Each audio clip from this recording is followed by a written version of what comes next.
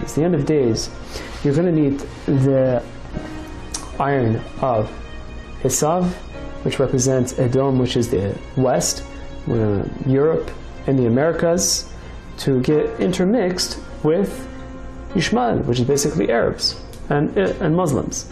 How in the world was this ever going to happen if not for this refugee crisis? At the end of days, you're going to have this intermixing between Esav, Edom, which is the west, and the east, which is the Muslims and the Arabs, making this through this influx into the world. And they're going to have children, you know, I don't want to say by the dozens, but they're going to have a far larger birth rate than the indigenous people there, and they're going to sort of conquer by number. And there are many different sources for this. One of them in Yehezkel, chapter 14, and many other sources as far as this is concerned, where it's mentioned very, very vividly what will happen to the Jews and what will happen to Yerushalayim and what will happen to the world at that time, where there will be many, many people killed and so on and so forth. So the idea of having these refugees come into Europe, it's no longer a matter of whether it's right or wrong. It's just simply fulfillment of what it was meant to be all along. This is the fulfillment of, you know, the Chazal and the prophecies. This has to happen, and this is just another sign that we are nearing, you know, the completion of this tikkun of the entire world.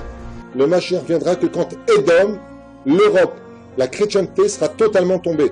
Donc je vous pose la question, c'est une bonne nouvelle que l'islam envahisse l'Europe?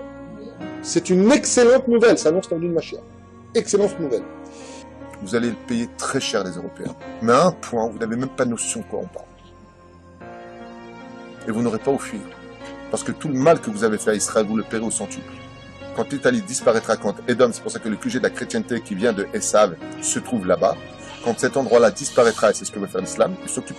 L'islam, c'est le balai d'Israël, sachez-le. And we are saying, yes, we will love our neighbor.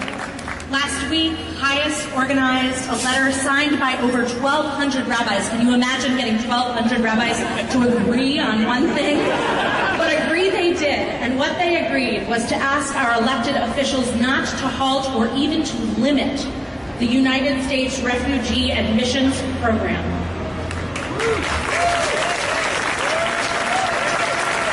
And it's not just Highest. Jewish organizations of all kinds across the spectrum of Judaism are issuing statements in support of refugees.